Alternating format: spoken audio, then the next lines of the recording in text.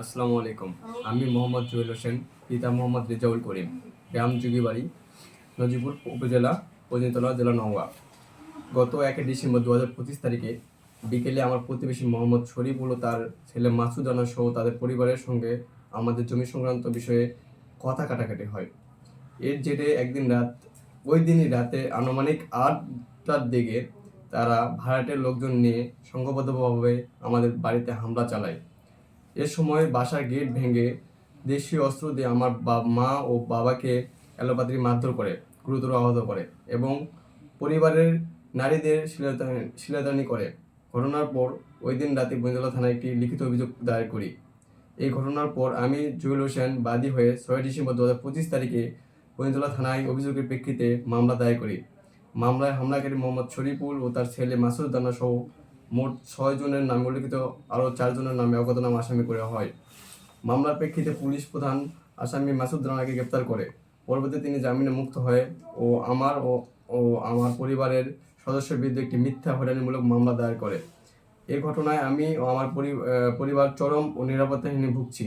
আমি এই ঘটনার সুষ্ঠু তদন্ত ও প্রকৃত দোষীদের দৃষ্টান্তমূলক শাস্তি ও আমার পরিবারের নিরাপত্তা নিশ্চিত করার জন্য সংশ্লিষ্ট কর্তৃপক্ষের সহ গণমাধ্যমের সর্বত্র সহযোগিতা কামনা করতেছি। আচ্ছা, আপনি বাসায় যখন গেলেন আপনি চিনতে পারছিলেন কয়জনকে? জি, আমি চিনতে পেরেছি মোট 6 জনকে। কি কি নামগুলো একটু বলবেন? জি, মাসুদ, তার বাবা শরীফুল, ওনার স্ত্রী হানা, তারপর মাসুদের স্ত্রী হলো রেজিনা এবং মাসুদের মেয়ে হলো মাস্তুরা, আর পাশের গ্রাম থেকে একজন ছিল সেলিম রেজা।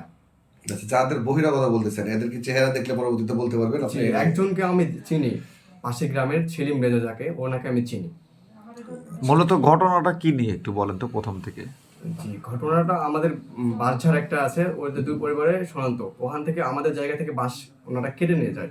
এই বিষয়ে আমি গ্রামবাসীদেরকে জানাইলে ওরা নিষেধ করলেও তারা শোনে না, এমন তো অবস্থায় কথা কাটাকাটি হয়।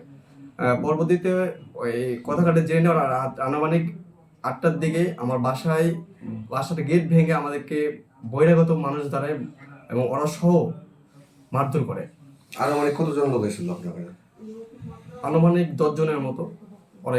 এই ঘটনায় ওখানকার স্থানীয় কোনো গণমাধ্যমে সংবাদ প্রকাশ হয়েছে কিনা?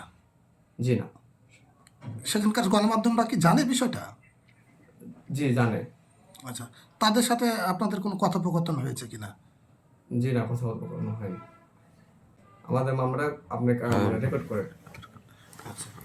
বাকি যে আসামিগুলো, এই আসামিগুলো তারা কি জামিনে আছে নাকি তারা পলাতক রয়েছে? জি, 5 জন আসামি জামিনে আছে, 1 জন আসামি পলাতক আছে।